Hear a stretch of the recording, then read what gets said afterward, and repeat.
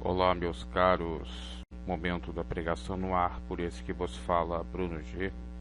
Vamos dar prosseguimento à série de meditações nos livros do Evangelho. Continuaremos aqui no Evangelho de São Mateus, abordando agora, a partir do capítulo 2, versículo 1 em diante, acerca dos magos do Oriente. Vamos à leitura do texto sagrado. Você que pode nos acompanhar online, procure aí São Mateus capítulo 2, versículo 1 em diante. Lembrando que a leitura que estou fazendo é na versão Almeida e também trarei algumas passagens que ficar dúbia, um pouco com dúvidas, na nova versão internacional, que é mais esclarecedora. Vamos à leitura. Tendo nascido Jesus em Belém, de Judeia, no tempo do rei Herodes, eis que uns magos vieram do Oriente a Jerusalém, dizendo: Onde está aquele que é nascido rei dos judeus? Porque vimos a sua estrela no Oriente e viemos a adorá-lo. E o rei Herodes, ouvindo isto, perturbou-se, e toda Jerusalém com ele. E congregados todos os príncipes dos sacerdotes e os escribas do povo, perguntou-lhes onde havia de nascer o Cristo. E eles lhe disseram: em Belém de Judeia, porque assim está escrito pelo profeta: E tu, Belém, terra de Judá, de modo nenhum és a menor entre as capitais de Judá, porque de ti sairá o guia, o meu povo de Israel. Enquanto Herodes, chamando secretamente os magos, inquiriu exatamente deles acerca do tempo em que a estrela lhe aparecera, enviando-os a Belém, disse: Ide perguntai diligentemente pelo menino, e quando o achardes, participai-mo, para que também eu vá e o adore. E tendo eles ouvido o rei, partiram, e eis que a estrela que tinha visto no Oriente ia diante deles, até que, chegando, se deteve sobre o lugar onde estava o menino. E vendo eles a estrela, alegraram-se muito com grande alegria. Versículo 11. Entrando na casa, acharam o menino com Maria, sua mãe, e prostrando-se, o adoraram, e abriram os seus tesouros, e lhe ofertaram dádivas, ouro, incenso e mirra. E sendo por divina revelação avisados em sonhos para que não voltasse para junto de Herodes, partiram para a sua terra por um outro caminho. Essa passagem é muito interessante porque revela o nascimento de Cristo Jesus para todos, para os sábios, para aqueles que sabem discernir as coisas, que buscam sabedoria. Quem eram os magos do Oriente que aqui são mencionados por São Mateus? Os magos do Oriente eram nada mais, nada menos do que sábios, do que filósofos, do que doutores que tinham conhecimento de astros, de astrologia. Os magos do Oriente, eles não são conforme a Igreja Católica fala, que seriam 3 e seriam reis.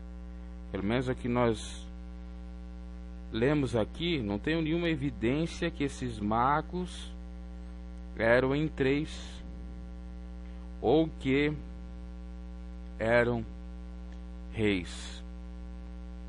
Aqui a gente só lê exatamente que eram mais do que um e que não eram reis, porque não menciona nada nesse sentido. Esses magos possivelmente seriam da Pérsia, que era exatamente os homens sábios desse lugar que tinham conhecimento altíssimo de astrologia.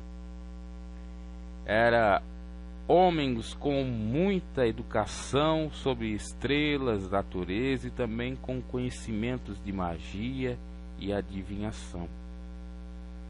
Por exemplo, em Daniel 5:11, Daniel, profeta de Deus, foi nomeado chefe dos magos da Babilônia. O mago está associado a algo ruim, né? A feitiçaria, a magia, ao ocultismo, a bruxaria, porque na seara do povo de Israel, eles não podiam existir, né? Ou as suas práticas não podiam ser realizadas, porque era abominação para o Senhor, porque invocava espíritos, porque não adorava o Deus verdadeiro e etc. Então mostra que esses magos de fato eram de outras nações, porque no povo israelita, de acordo com a tradição dos judeus ou judaica, eles não poderiam ser porque não poderiam manifestar esses conhecimentos. Apesar do rei Herodes, né, possivelmente ele era romano, né, então ele conhecia um pouco de astrologia, dos astros e também dos magos. Ele não era judeu, né, estava representando exatamente a nacionalidade romana ou Império Romano, já que Judá estava sob o domínio desse império. E você sabe que existe, né, ou pelo menos você já leu, né, que tem outros Herodes na Bíblia, né? Fato é que o Herodes, que é conhecido como Herodes, o grande filho de Antipater, foi rei da Judéia de 37 antes da era cristã, antes de Cristo, e esse foi o rei que mandou matar os meninos de Belém. Possivelmente esse era o rei que os magos do Oriente tiveram encontro. Ainda tivemos o Herodes Antipas, chamado de Herodes Tetrarca ou Tetrarca da Judéia, era filho de Herodes o Grande, né? Então o Antipas era filho do Herodes o Grande, governador que teve seu mandato desde o início da era cristã até os 39 anos depois de Cristo. Esse foi o Herodes que mandou prender e decapitar João Batista. Ainda tivemos o Herodes Agripa, foi o rei da Judéia, governou entre 41 e 44 depois de Cristo, e que perseguiu aí a igreja primitiva, né? Ou que estava dominando quando a igreja primitiva se fazia, crescia. Era neto de Herodes, o grande filho, de Aristóbulo, que era irmão de Herodes Antipas. Portanto, Herodes Agripa I era sobrinho de Herodes Antipas. E ainda temos o Herodes Agripa II, rei de Cálcio, que governou em 50-53 depois de Cristo, melhor dizendo. Que era o bisneto de Herodes o Grande, neto de Herodes Antipas e filho de Herodes Agripa I. Diante desse Herodes, esse último, Agripas II, o apóstolo Paulo compareceu, conforme está lá em Atos dos Apóstolos. Uma curiosidade interessante para você saber. Então, os magos, como eu estava falando anteriormente, eles eram de outras nacionalidades, e por isso que o rei Herodes o recebeu, porque se fosse o rei de fato de Judá, talvez ele não ia aceitar. Se fosse temente a Deus, ele não ia aceitar a consulta de magos, né? Nós temos o caso emblemático de Saul, que foi à procura da pitonisa, mas ele já estava destituído do poder. Já era um cumprimento de palavra, porque ele não cumpriu o mandamento do Senhor, que era sacrificar todo os pertences e o povo israelita, e ele não fez. E aí veio a repreensão do profeta Samuel, dizendo que mais vale obedecer do que sacrificar. E então ele teve como, entre aspas, recompensa ou consequência disso, um espírito que lhe perturbava, maligno. E esse espírito era repreendido quando Davi tocava. Depois ele tentava buscar resposta pelas pedras, não tinha. Então aí ele foi atrás da pitonisa, que enganou. Então, para os judeus, questão de mago, de adivinhadores, nunca foi bem quista.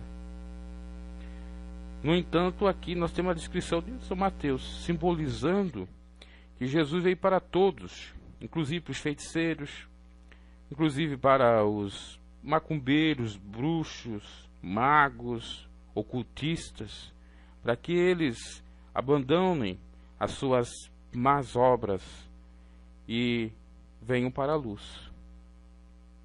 Ter conhecimento, sapiência do universo não é nenhum pecado. O pecado é usar essa sapiência para fazer o mal, para destruir lares, para destruir pessoas, familiares, filhos, pais, roubar, entre aspas, maridos, esposas, enfim, fazer o mal. É o que acontece aí nas magias negras, com o ocultismo, com o satanismo, que está tudo englobado, já que a macumbaria, a bruxaria, eu sei que tem diferenças, mas a macumbaria, a bruxaria, a magia, a feitiçaria, o ocultismo, o satanismo, eles acabam sendo tudo farinha do mesmo saco quando eles fazem o mal para outras pessoas, porque Jesus disse que é para nós não compensar o mal com o mal, mas sim com o bem. Jesus disse para nós amar os nossos inimigos. E em Jesus tudo resume em amor. Quando o sujeito vai procurar as obras das trevas, invocar espíritos de mortos ou espíritos imundos, de anjos caídos de Satanás, para fazer o mal, ali não tem nenhuma essência do Evangelho de Cristo, da Boa Nova. Não tem mesmo. E os magos aqui possivelmente não eram esses, que eram bem malquistos pelos judeus, até tinham um certo preconceito. Eles eram adivinhadores apenas, como nós vemos, como foi dito aqui em Daniel, que inclusive o rei Nabucodonosor, possivelmente, teve um sonho e não me recordava mais esse sonho. E ele foi procurar esses magos, esses adivinhos, mas eles não poderiam responder, não tinham a sapiência. Daniel, temente a Deus, do Deus verdadeiro, teve esse revelamento da parte do Senhor. Não só teve, como Deus lhe mostrou o enigma desse sonho. Então o rei ficou abismado com aquela sapiência de Daniel, que não era dele, era do próprio Deus, tá? Eu quero ver se é exatamente, possivelmente era Nabucodonosor, o sonho que ele teve. Então, quando fica só na adivinhação, isso até passa a ser um dom de Deus, independente se a pessoa crê ou não crê nele, independente se ela segue outras religiões, é um dom que Deus dá sem arrependimento, de mostrar coisas ocultas. Não é pecado. Como já disse, o pecado é usar essa ferramenta, esse dom de Deus, para fazer o mal, para as obras das trevas. Os adivinhos do rei não faziam mal, desde que, lá em Daniel, e existe também lá no Egito, né, em Daniel na Babilônia, no Egito, servindo a Faraó, os magos, inclusive naquela demonstração de poder maior de Deus para com os deuses egípcios. Deus usou a vara, o bordão de Arão, que comeu todas as outras varas, né, dos adivinhos, mostrando o poder, né, porque Faraó dizia: eu não vou me humilhar a esse Deus de vocês, porque aquilo que o Deus de vocês faz, os meus magos também fazem, meus adivinhos também fazem, né? Os meus eruditos aqui, entre aspas, fazem. E Arão, então, mostrou algo diferente. Claro, Deus utilizou para mostrar algo a mais, né? Que a verdade, ela vence a mentira, né? Porque os adivinhos servindo ao rei, eles podem ser o quê?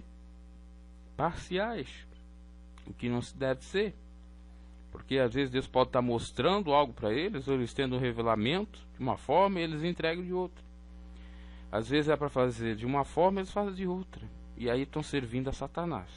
Então esse é o grande problema. E o povo de Israel, né, por mais que estivesse aí em cativeiros, na Babilônia e tal, sempre era usado por Deus, né? Sempre tinha um que era usado por Deus para mostrar a grande verdade. E aqui em Jesus esses magos simbolizam exatamente isso, o que seria, entre aspas, a magia branda ou branca, sabedoria, adivinhação, de Deus sem fazer mal a alguém. Até porque existem alguns teólogos da época, ou melhor dizendo, teólogos que falam dessa época, dizendo, comparando a esses magos que teriam conhecimento de astrologia, de astronomia, com os levitas da tribo de Israel, que ambos faziam a mesma coisa. Mas é claro que faziam a mesma coisa, Arão fez, mas só que era um dom de Deus, porque tudo é de Deus, só que um serviu um Deus estranho e o outro serviu o Deus verdadeiro, né? E como esse teólogo não era bem teólogo assim, né, dizia, mais um historiador, né, que isso seria crendices populares, né, que ambos faziam. Inclusive cita a passagem de Bar Jesus de Salamina, que está em Atos 13, 5, 12, né, que é aquele fato em que Paulo diz para ele ficar cego, filho de Satanás. Se eu não me equivoco, é esse episódio, porque ele estava atrapalhando a pregação do apóstolo Paulo. Exatamente, versículo 13 em diante, na igreja de Antioquia. Ok? Uma curiosidade interessante, né? Porque às vezes você fica pensando, poxa, mas a religião critica tanto a magia, fala que não devemos ir atrás de feiticeiros, mesmo que seja de mesa branca, de espíritas, que aliás tem alguns espíritas que seguem o Evangelho de Cristo, aqueles que seguem Allan Kardec, ou o grande espiritista, ou espiritista mor do Brasil, o Chico Xavier. Ele segue o Evangelho de Cristo. E até eu não vejo mal nesse sentido, se de fato eles prezarem pelo amor e não fazer mal para as pessoas, né? Se isso não for um engodo de Satanás ou um auto-engano deles próprios. Mas existe um lado mais terrível, que seria o brando do espiritismo, que vai até além da psicografia, vai além de simplesmente falar com os mortos. que isso é abominável, obviamente, para o Senhor, porque nós vemos nos livros do Evangelho, né, precisamente em São Lucas 16, da parábola do rico e Lázaro, mostrando que o Lázaro, onde que ele estava, e o rico também, onde que ele estava, não poderiam falar com ninguém. O próprio Deus diz: não vou te ressuscitar, quem está aí não pode vir para cá, e lá tem os meus servos. Quer dizer, não há comunicação. Isso é o engodo de Satanás, como ocorreu com Saul, né? Saul foi consultar essa pitonisa, essa vidente, essa que sabia a técnica da necromancia, que é a fala com os mortos, que ludibriou, e ele perdeu a batalha. E para ele não ser morto por aqueles incircunciosos ou incircunciosos, que não eram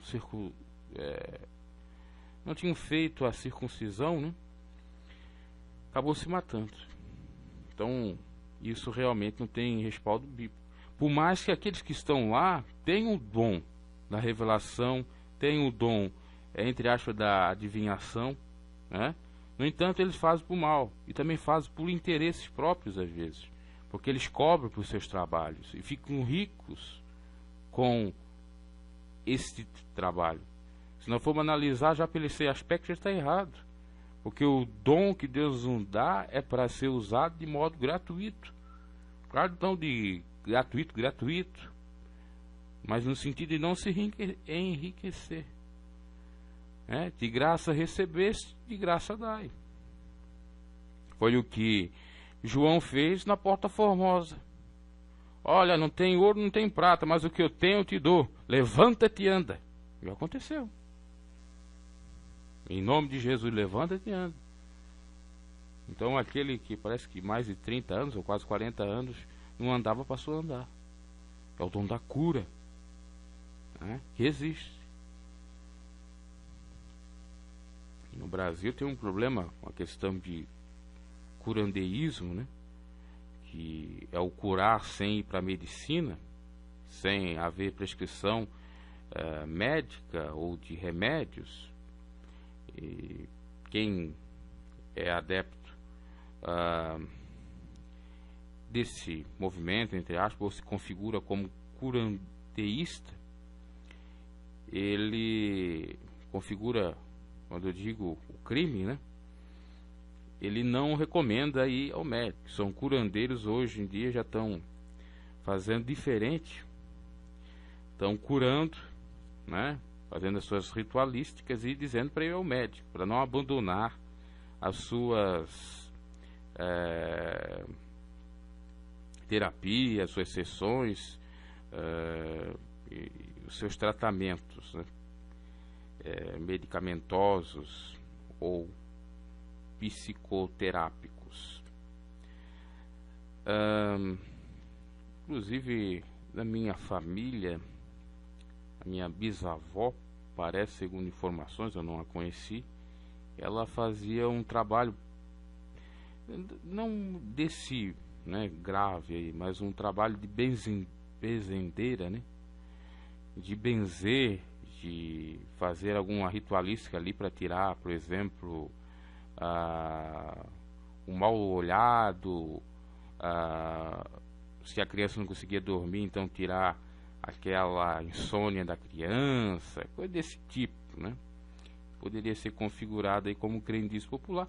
No entanto, ela poderia ter tido até mesmo o dom de Deus, mas usava aquele modo ali, né? E na realidade também tem outra questão que é estudada pela psicoterapia, ou melhor dizendo, pela psicologia, que é as doenças psicossomáticas, que elas são fáceis de ser curadas, porque são técnicas que, se você começar a fazer, né, por exemplo, você começar a fazer a autorreflexão, ou yoga, né, começar a meditar, você é capaz de curar essas doenças. Às vezes você sente assim um formigamento nas mãos, aquilo não é nada. Se você é hipocondríaco, você vai pensar assim: puxa vida, meu Deus, eu estou com um problema, acho que eu estou com câncer no sangue, porque olha essa dor aqui, ou estou com algum problema no coração. Mas não é nada, é porque você está tão estressado, você está tão deprimido, que acaba todo esse estresse da mente passando para o corpo. E se você fazer esses exercícios, vai voltar ao normal. E é o que muitos charlatões, curandeístas que conhecem essa prática acabam fazendo. Outros não são sinceros, né? Ou porque são leigos e aprenderam daquela forma e assim fazem, ou porque realmente até conhecem essas técnicas, mas fazem porque entendem que é bom e nem cobram, né? Porque a questão do dom, eu creio que existe o dom. O problema está no sujeito ser picareta, querer se enriquecer com essas mentiras, inclusive que fazem aí os pastores, os pregadores do evangelho, e até muitos católicos também. Aí entra também a questão do exorcismo, do expulsar demônios, né? Que tudo pode ser teatro, tudo pode ser inventado, criado, inclusive por técnicas de hipnose, né? O sujeito pode, eu digo sujeito, um pastor, um padre, um cura, sacerdote, pode fazer que a pessoa que não é endemoniada ter demônio e tirar esse demônio, se ele tiver conhecimento nessas áreas. Então veja só, a gente está falando aqui dos magos, foi necessário falar disso tudo, né? E não era isso exatamente que eu queria falar, mas vai puxando a gente, vai trazendo, e isso serve, obviamente. Então, para encerrar essa questão, o que a gente entende à luz da palavra de Deus é o seguinte: Deus dá dom sem arrependimento. Uns usam para o mal, outros usam para o bem. Tá? Inclusive na igreja. Inclusive no seio evangélico, cristão, até o católico. Tá? Porque tem pessoas que não são sinceras em todas as partes. Que não estão aí pela palavra, pelo evangelho, por Jesus, para a salvação de almas, e começam a enganar mesmo, né? Criar mecanismos, fenômenos aí de cura e tal, né? Por exemplo, você sabia que se você está muito estressado, te der um microfone para você falar durante meia hora, você se desestressa? Você é curado das suas problemáticas? Você sabia que se você fazer uma caminhada, um exercício físico de 30 minutos também, a sua circulação volta ao normal, você não vai ter essas dores no seu corpo?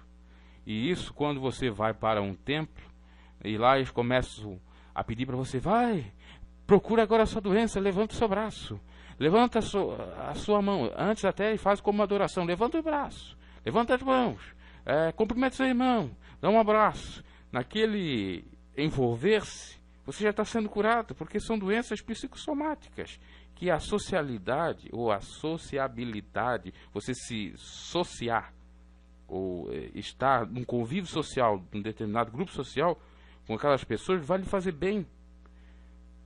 Isso é comprovado pela ciência. Por isso que muitos dizem: não, é bom ir à igreja. A igreja institucionalizada, ao templo. Não é que é bom ir ao templo.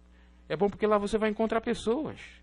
Lá você vai abraçar, lá você vai sorrir, lá você vai manifestar suas emoções, vai chorar, você vai falar, vai dar glória a Deus, já está falando, já está desabafando.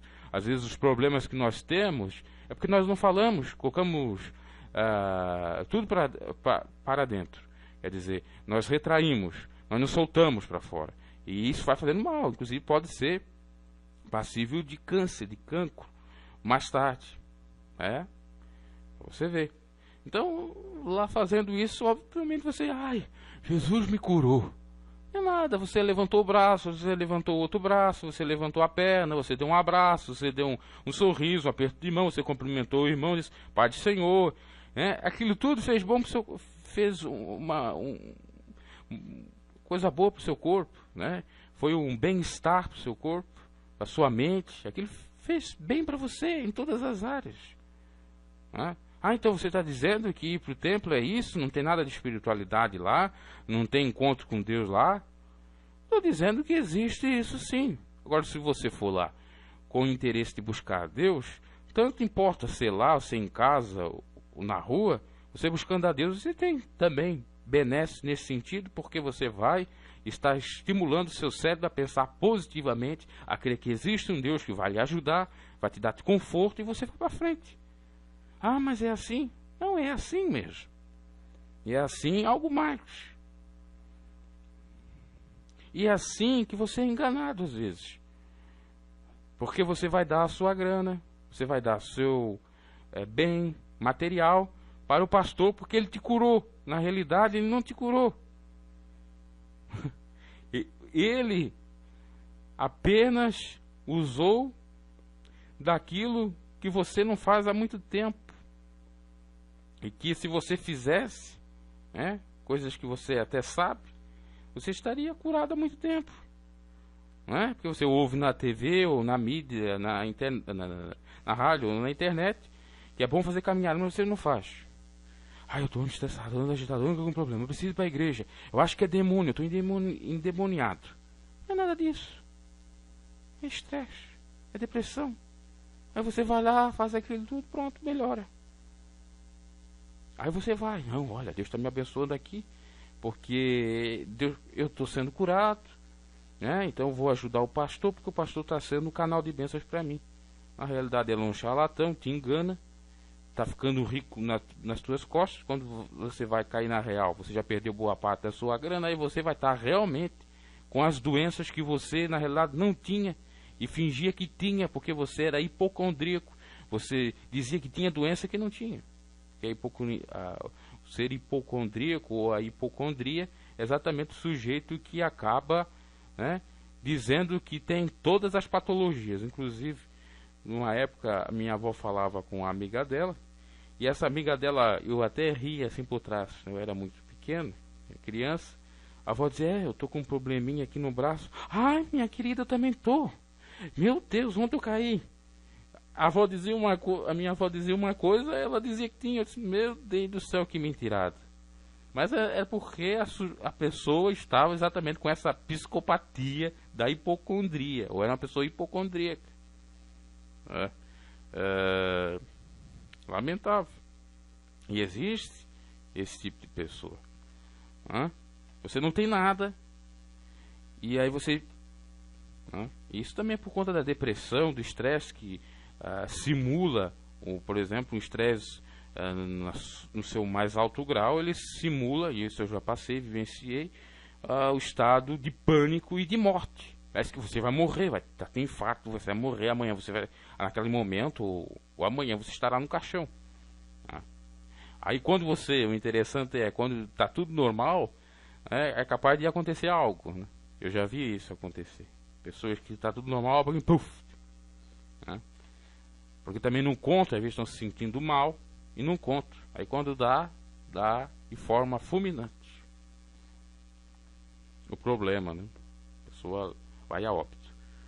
Então isso tudo para alertar-vos, cuidado, acautelai-vos aí dos curandeiros, dos charlatões.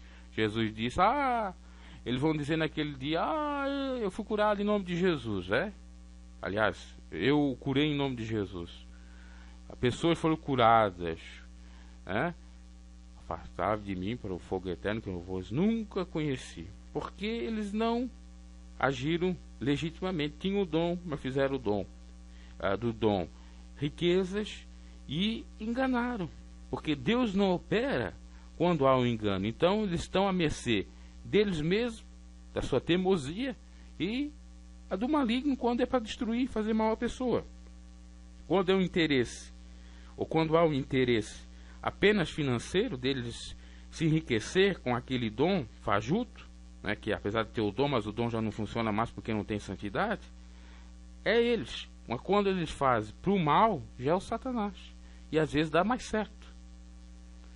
Então, meus caros, tomem muito cuidado. Aqui no caso dos magos, tudo dá a entender que eles não eram esses tipos de pessoas, e que vieram de outras nações para ver o menino Jesus. E eles conheciam muito de estrelas, conheciam muito de astronomia. Lembrando você que naquela época não existiam os calendários que hoje nós conhecemos. naquela época eles não tinham, né, a meteorologia. Hoje você liga a TV ou vai na internet e vê lá: amanhã vai chover na minha cidade, amanhã vai dar sol. Não, eles olhavam tudo pela natureza, ou seja, eles analisavam o céu pelas estrelas, pelas nuvens, pelo sol, né? Eles tinham conhecimento disso para saber se amanhã ia dar sol, inclusive para marcar o dia.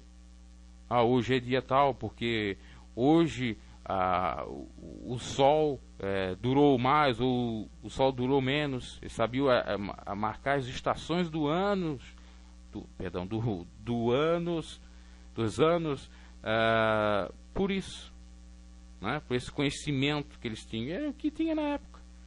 Então aí não tinha como ser um pecado.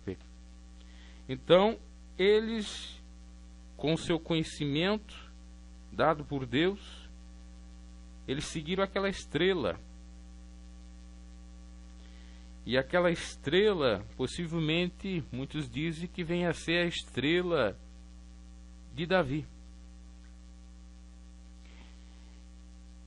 E eles percorreram cerca de 1.600 quilômetros, possivelmente de camelo. Chegaram então até Jesus. Esses magos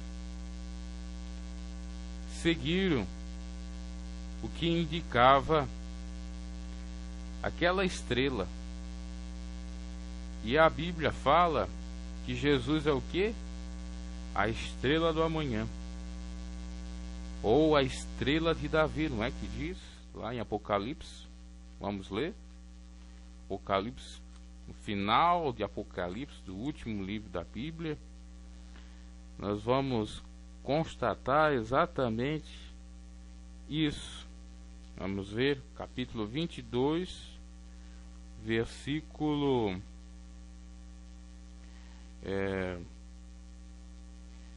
13. O 13 não fala assim, o 16.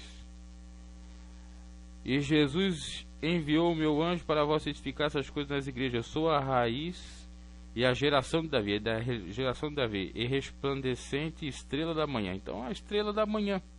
E muitos chegam a dizer que é a estrela de Davi que foi usada, né, na confecção ou no templo já feito de Davi, e depois também no de Salomão. Mas a realidade aqui não está falando de estrela de Davi, apesar dele ser exatamente descendência de Davi, mas está falando de estrela. E muitos ocultistas, né, dizem que seria essa estrela de Davi. Eu falei que seria a estrela de Davi, mas se você entender a estrela da manhã, a geração de Davi, dá tudo em Davi, né? No entanto, muitos usam a estrela de Davi, por exemplo, para o ocultismo, como já disse, e também é símbolo da maçonaria. Tem a ver com Salomão, com o lado oculto de Salomão, que foi para a goetia, para a feitiçaria, quando na velhice abandonou as ensinanças de Deus, ao se envolver com mulheres estranhas, mulheres essas que serviam outros deuses. Ele, para agradá-las, acabou confeccionando ou criando altares para se prostrar diante desses deuses, e aí foi toda a ruína dele, né? E por isso que a estrela de Davi, por mais que seja símbolo, inclusive, da religião judaica, e tenha um simbolismo do próprio Cristo, ela pode simbolizar também um lado perverso, negativo, que é essa estrela representando exatamente o lado oculto, o ocultismo, a magia, aquilo que é de Satanás e que faz a pessoa sair da essência da verdade em Cristo Jesus. Inclusive a estrela, que seria um triângulo, né? Triângulo para baixo, triângulo para cima, e isso é utilizado muito na maçonaria e no lado ocultista mesmo. Inclusive há afirmações de que nós somos triângulos. Isso mesmo. Que se você for analisar as suas pernas e o chão, você parece um triângulo, né? Enfim, tem uns ensinamentos nesse sentido aí do lado oculto ou filosófico, mas não vem o caso aqui, porque a Bíblia não menciona dizendo que é a estrela de Davi, podendo ser, ou a estrela da manhã, que é a mais lógica. Então os magos seguiram essa estrela no Oriente. E tem uma passagem interessante, né, da estrela no Oriente. Nós vamos falar um pouquinho. É muito maravilhosa. É maravilhosa, mas inclusive tem unidades paramaçônicas ou com a nomenclatura de estrela do Oriente. Quer dizer, as coisas de Deus são imitadas pelo inimigo. A Bíblia não fala que Satanás veio com um sapatinho de algodão. A Bíblia não fala que, se possível, para enganar, se transfigura de anjo de luz. Então, a mesma estrela d'alva, ou estrela da manhã, que é Jesus, o próprio Satanás é na tipologia, sabia? Porque a palavra Lúcifer, muitos pensam, Lúcifer, um palavrão, coisa do mal. Não, a palavra quer dizer portador da luz, ou poderia ser uma estrela de luz, e dá a entender que seja a estrela da manhã ou a estrela d'alva. Então veja, Jesus é a estrela da manhã, Satanás quer imitar e também ser a estrela da manhã para enganar.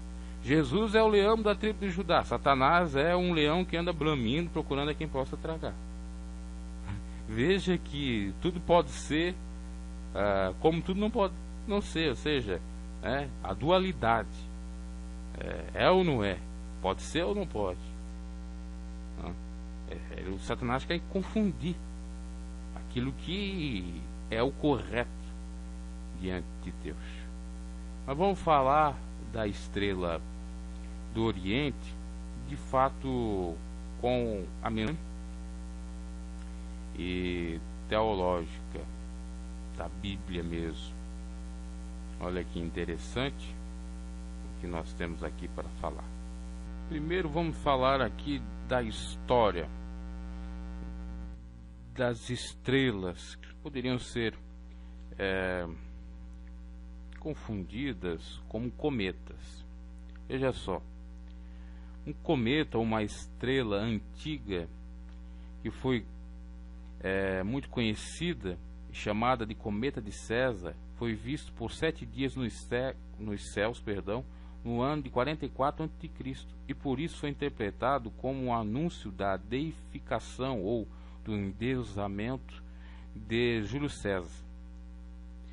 Além desse, segundo o historiador romano Suetônio, uma estrela teria anunciado o nascimento de César Augusto, imperador romano contemporâneo do nascimento de Jesus Cristo. E assim era comum que esses eventos astronômicos fossem interpretados como sinal de algum acontecimento importante na Terra. Soma-se a isso a influência do messianismo judaico corrente na Babilônia, como entre os discípulos do profeta Daniel. A partir de então, os cientistas estudiosos especulam que essa estrela, na verdade, vista pelos magos, poderia ser um fenômeno celestial natural, que foi interpretado apenas como um presságio, um prelúdio de algo que iria ocorrer. Dentre esses fenômenos recorrentes dos céus, um cometa seria o mais fácil de se encaixar nessa de São Mateus. Tá? Isso é história, é interessante. Mas isso é ateísmo. Ora, nós estamos falando aqui de magos, né? Que até então, para a tradição judaica, eles eram rechaçados e tiveram presságio. Vamos colocar então Júlio César, César Augusto e Jesus Cristo como deuses, não é isso? É que aquilo que ocorreu, fenômeno, de fato, poderia ser simplesmente algo natural ocorrido, ou o que de fato ocorreu para revelar Jesus foi de Deus e aqueles outros dois, né, foi coincidência. Isso é uma teoria de alguns teólogos. Tem três. Uma segunda seria que a estrela de Belém foi uma conjunção planetária, pois os chineses quanto os babilônicos mantinham registro dos fenômenos celestes no período do nascimento de Jesus. Foram ou são os tablets astronômicos da Babilônia que apresentam um candidato bastante popular para ser a estrela de Belém no ano 7 a.C. Ele resiste à conjunção de Júpiter e Saturno com a constelação de Peixes e depois Júpiter, Saturno e Marte em Peixes. O astrônomo e matemático alemão Johannes Kepler foi quem descreveu o movimento dos planetas no século XVI, utilizados até hoje pela NASA e pelos demais cientistas. Ele também lançou um interesse especial demonstrou um interesse especial pela estrela de Belém. Com base em sua observação dos planetas Júpiter e Saturno, deduziu que a estrela de Belém fosse uma conjunção de ambos os planetas. Com base em suas próprias leis, calculou o movimento desses planetas, regredindo até os anos 5 a 7 a.C., considerando que Herodes teria morrido no ano 4 a.C. Com base nisso, encontrou 3 conjunções de Júpiter e Saturno na constelação de Peixes, todas elas no século 7, aliás, no ano 7, a.C., uma em maio, o dia 27 de maio, outra em 5 de outubro e a terceira em 1º de dezembro. A conjunção desses planetas vista da Terra teria um brilho em comum nos céus. O arqueólogo e estudioso da Síria Simon Parpona concorda com essa teoria de Kepler e completa dizendo que, segundo o sistema astrológico babilônico, Júpiter estava associado a um deus supremo e também associado ao nascimento de reis. A constelação de Peixes estava associada ao povo judeu, assim tendo visto que esse fenômeno facilmente os magos teriam associado ao nascimento de algo importante ou de algo importante na Judéia.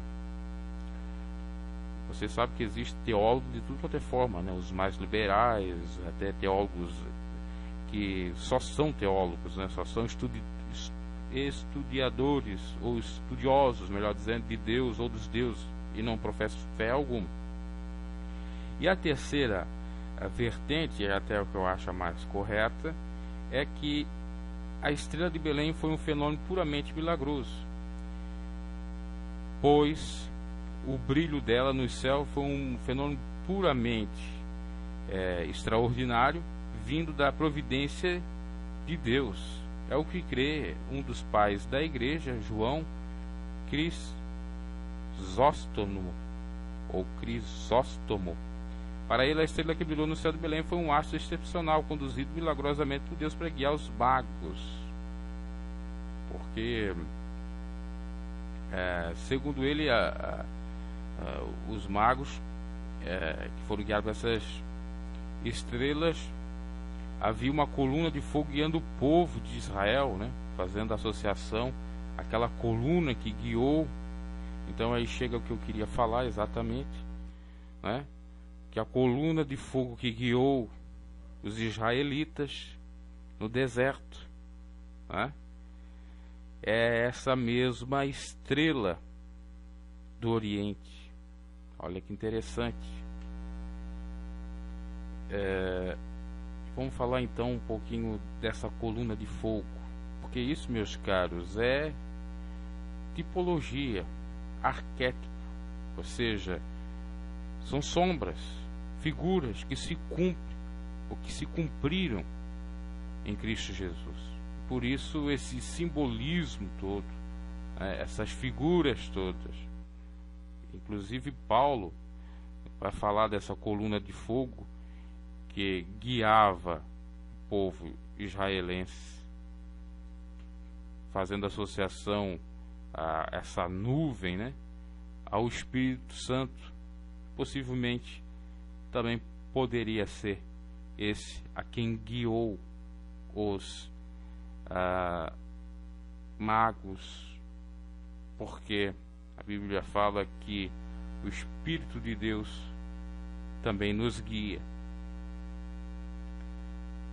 Vamos falar então dessa coluna de fogo.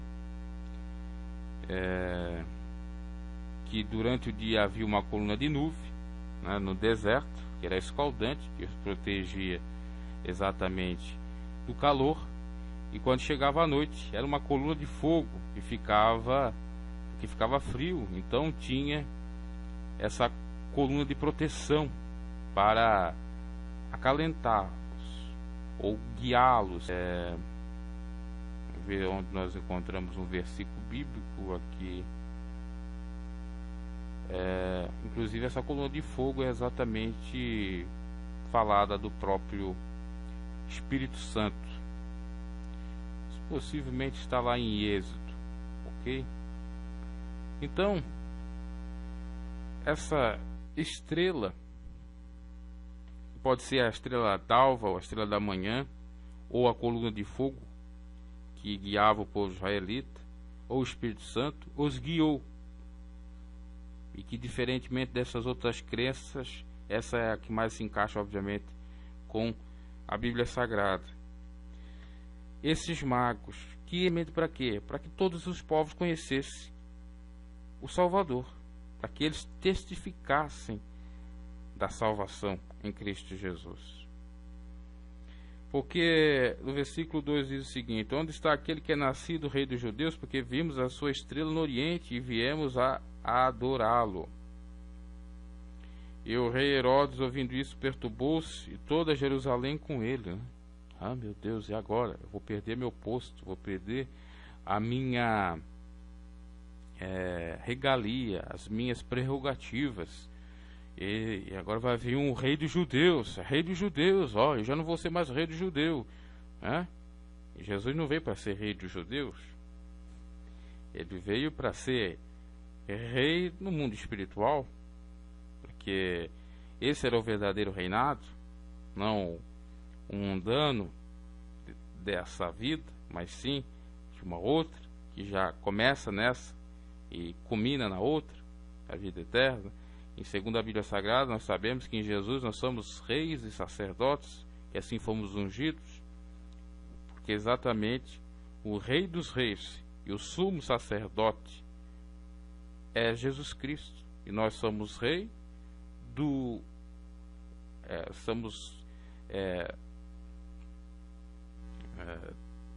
empregados, entre aspas, servos, melhor dizendo, do Rei dos Reis. Nós somos reis e Jesus é rei de todos, nós somos reis.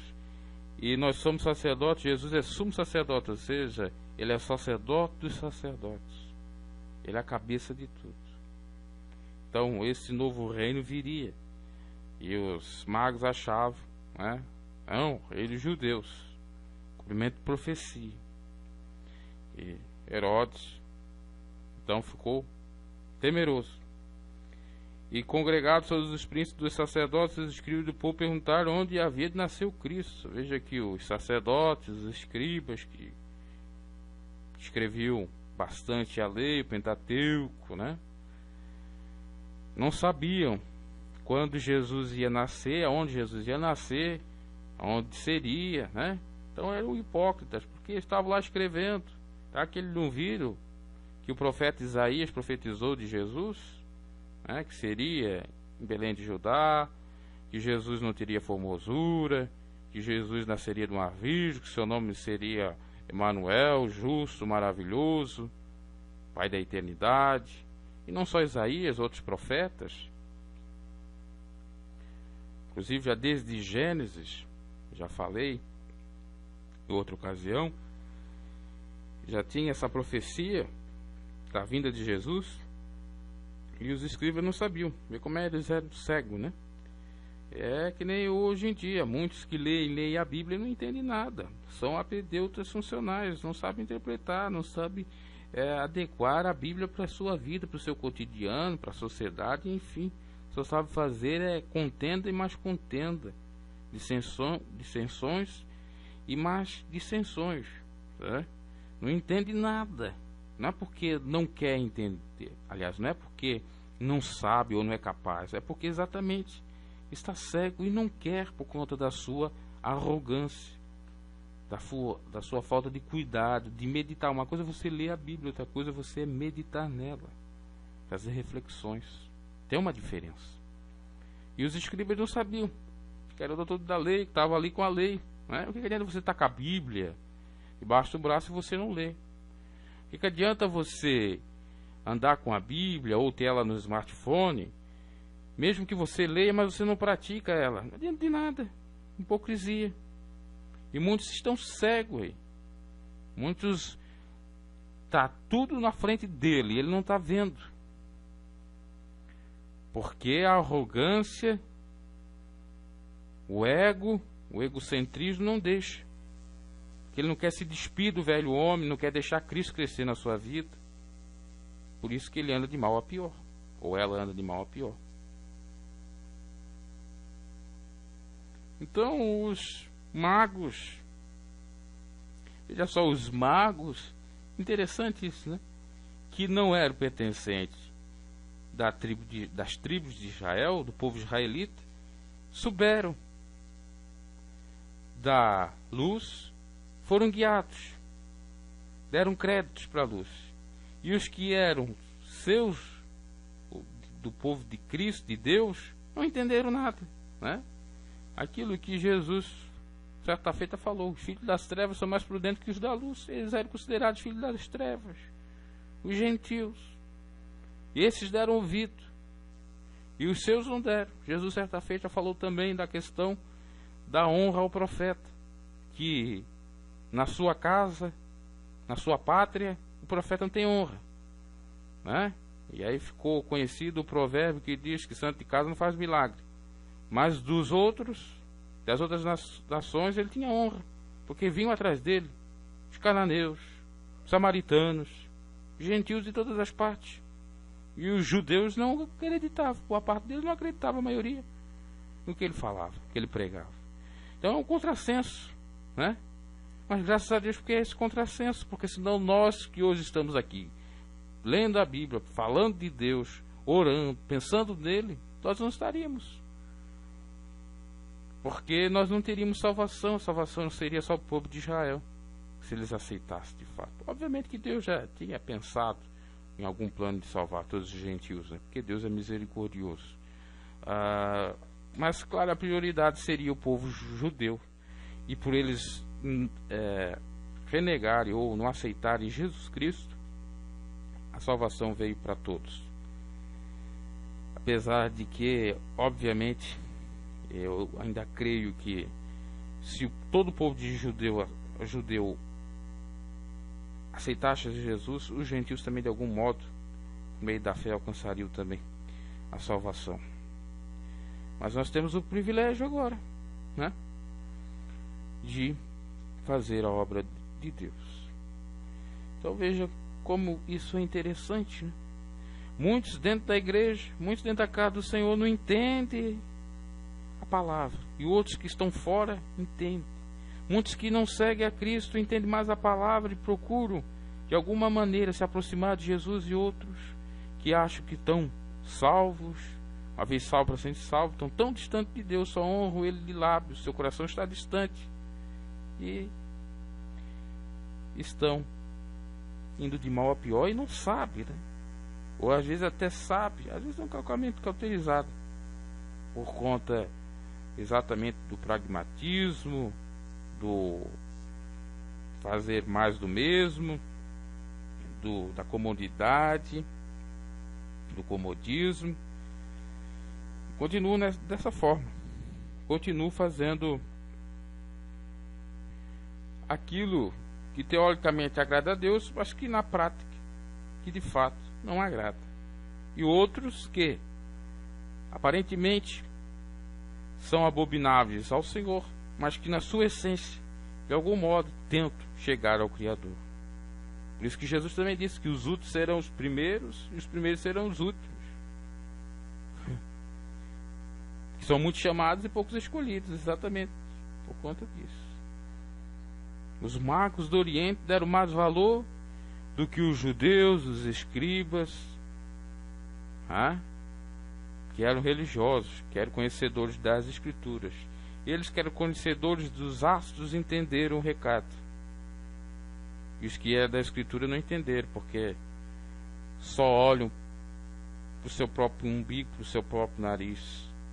não tem a visão ou a cosmovisão verticalizada de olhar para cima, para o alto, para Deus. Não.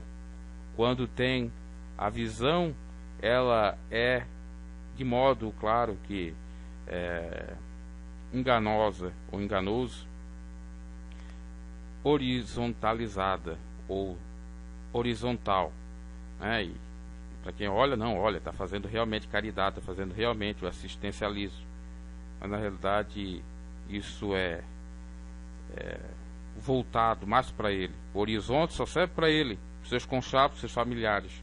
Para o outro não, né? O vetor é para ele, não para os demais. Então há muita hipocrisia, e por isso que os judeus, aqueles religiosos, não aceitaram Jesus, e ainda mentiram dizendo que Jesus não teria ressuscitado, que os seus discípulos foram lá e tirar o seu corpo e desapareceram com ele. E até hoje esse mito é contado entre os judeus. Vamos lá, seguindo. E eles disseram: em Belém de Judeia, porque assim está escrito pelo profeta. Eles responderam, eles sabiam que era em Belém de Judá, e os estudiosos não sabiam. Que coisa, né? E tu, Belém, terra de Judá, de modo nenhum és menor que as capitais. Tem aqui a profecia de Isaías. Então Herodes, chamando secretamente os magos, inquiriu exatamente deles do tempo em que a estrela lhe aparecera, né, para informar, querendo os persuadir, né, até quem sabe oferecer alguma recompensa ao dizer onde Jesus exatamente teria nascido. E trago aqui que eu quero adorar o menino, né? Perguntar diretamente pelo menino, e quando achar participar, irmão, para que eu também eu vá e o adore. Eita hipocrisia, né? Vai e adora, vai e mata, né? Assim que ele fica furioso quando não descobre mais adiante, e vai matar os meninos até 12 anos. Até 2 anos. Então, veja só, os religiosos, os tradutores de escritos, esses é que mataram Jesus. Os poderosos. Diz que Jesus está na simplicidade. Diz que o Evangelho está na simplicidade. Não é a simplicidade de não ter bens materiais, é a simplicidade de não se apegar às coisas dessa vida, não se apegar a poder, a fama e a dinheiro. A simplicidade de ver as coisas como elas são e de tratar elas do jeito que elas são. As pessoas, principalmente. E os fenômenos, né? Naturais também. Então, o mentiroso, o pseudo adorador cristão Herodes, não, traga aqui que eu vou adorar o menino, eu amo o menino, quero o menino, eu quero que esse menino nasça em mim. Quantos que fazem assim, né? Quantos que vão se associar com pastores, vão se associar com sacerdotes, pedindo bênção para eles, agora nas campanhas eleitorais. Quer ver assim, eles são a favor do cristianismo, dos cristãos, eles amam realmente. Tudo mentira, tudo interesse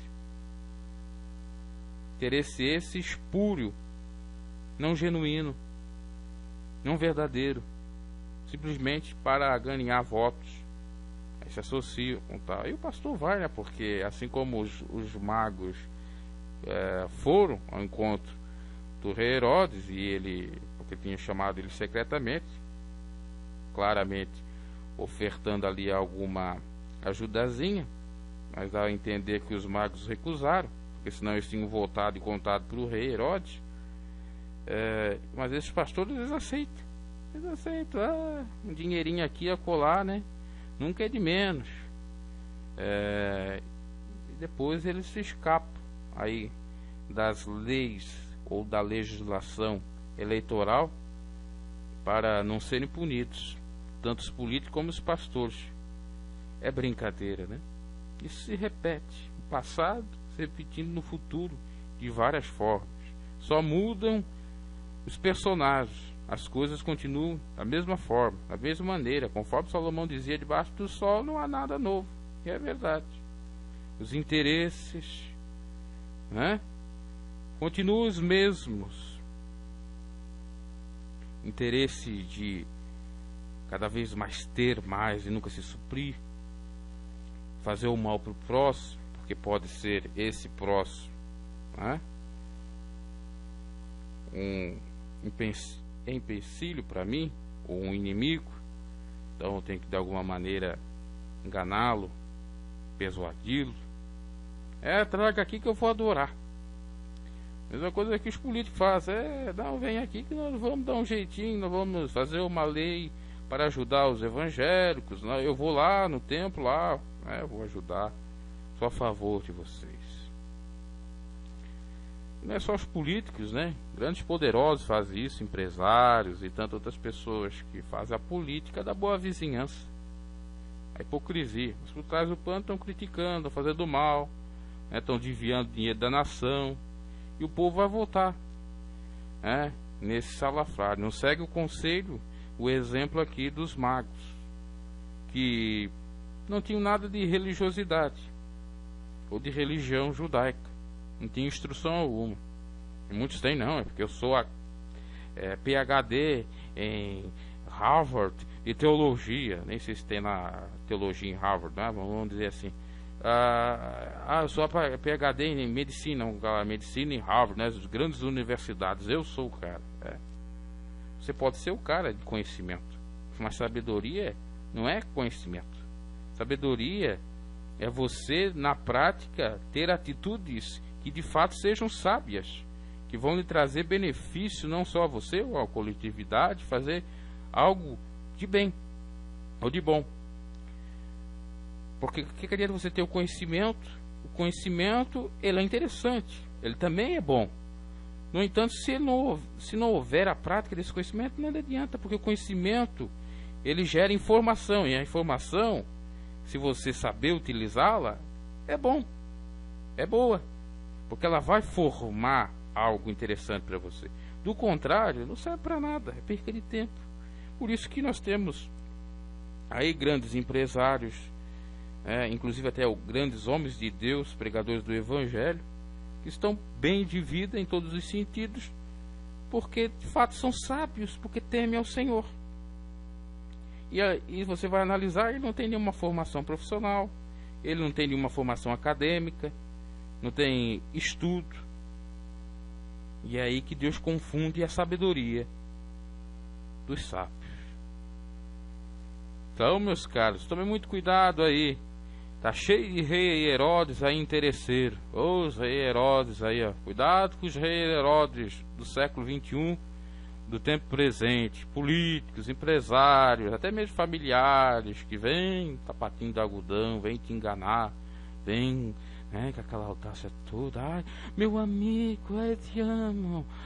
Vem cá, olha. Cuidado com os Herodes. Não, traga ele aqui, né? Traga ele aqui, conta pra mim. Sei. Vem cá.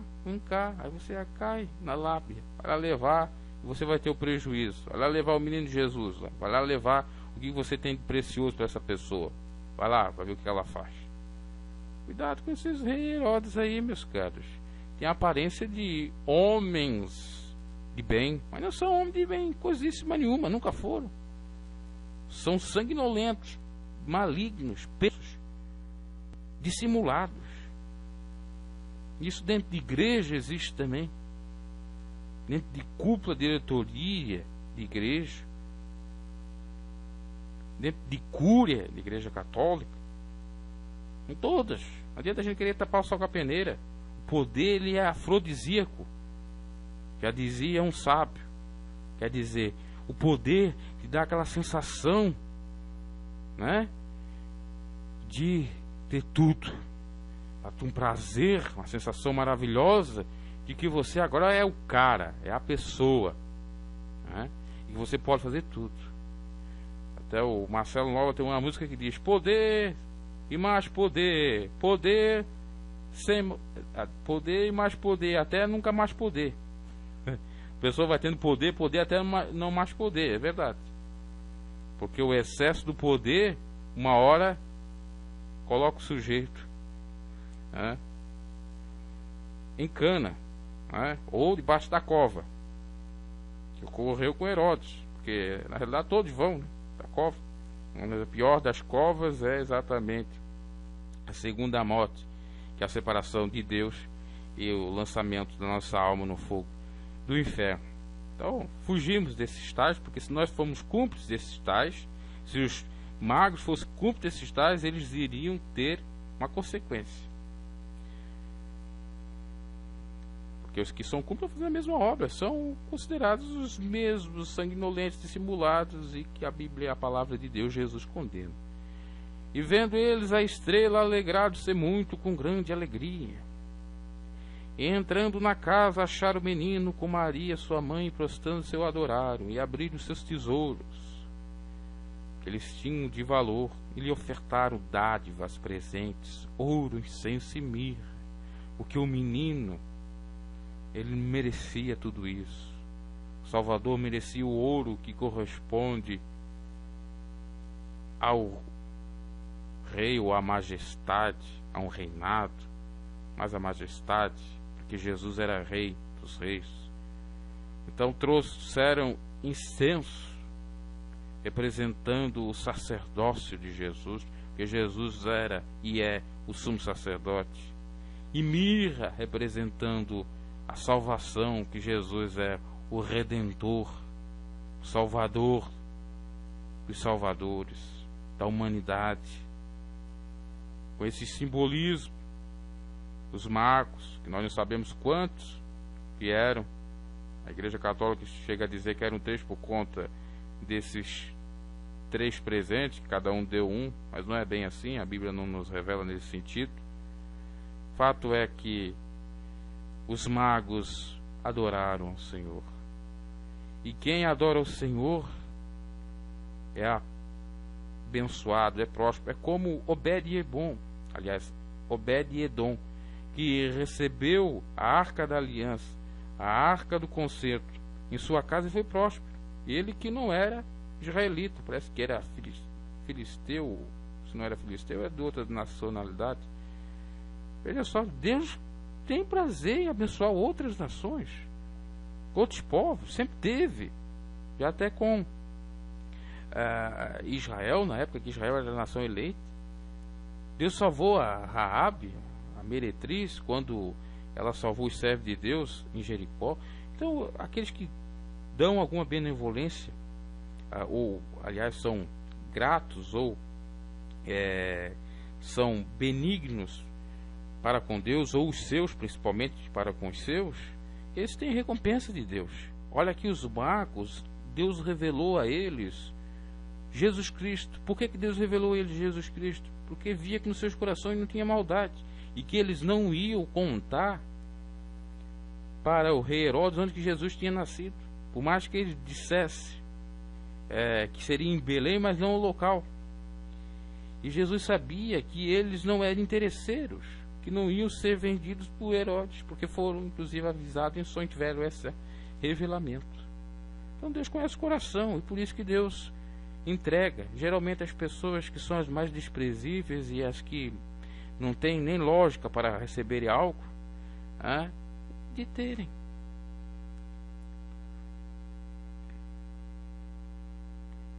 Vamos seguindo. E entrando na casa, acharam o menino, já lemos, e o fruto, sendo por divina revelação revelados em sonhos, para que não voltasse junto de Herodes, partir para sua terra por outro caminho, porque tiveram um encontro com o Senhor, porque realmente temeram ao Senhor. E quem tem um encontro com Jesus, ainda que seja com o menino Jesus no sentido metafórico, simbólico, quando ele está nascendo, sendo gerado em nós mesmos,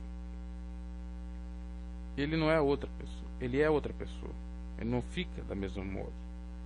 Então eles foram para outro caminho, representando tanto o não se prostrar diante de Herodes, como também seguir o verdadeiro caminho, que é Jesus. Olha que interessante.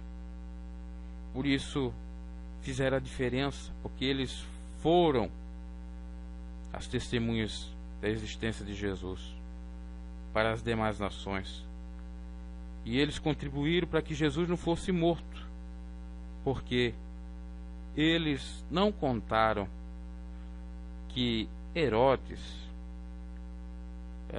eles não contaram para Herodes onde exatamente Jesus estava. E possivelmente eles, de algum modo, né, apesar da Bíblia não falar, contaram para a mãe de Jesus, os pais de Jesus, que Herodes estava procurando por Jesus. E essa será a nossa próxima mensagem, numa outra edição, a fugida para o Egito e as matanças dos inocentes. Então, aqui para encerrar, o que fica de mensagem? Que Deus, Ele salva quem Ele quer, revela os seus mistérios para quem Ele quer, desde que a pessoa tenha coração sincero e puro diante dEle. Que quando nós temos um encontro com Cristo, as coisas mudam em nossa vida. Deus é o Deus da transformação da água em vinho, do impossível, de maravilhas. Esse é o Deus que devemos servir, aceitando o seu Filho unigênito para a salvação das nossas almas, deixando Cristo crescer em nossas vidas e não impedindo que o Evangelho de fato, genuíno, chegue aos nossos corações, às nossas vidas, para que nós tenhamos salvação. O Evangelho é isso, que é amar a Deus sobre todas as coisas e ao próximo como a si mesmo. Que Deus os abençoe. Até a próxima.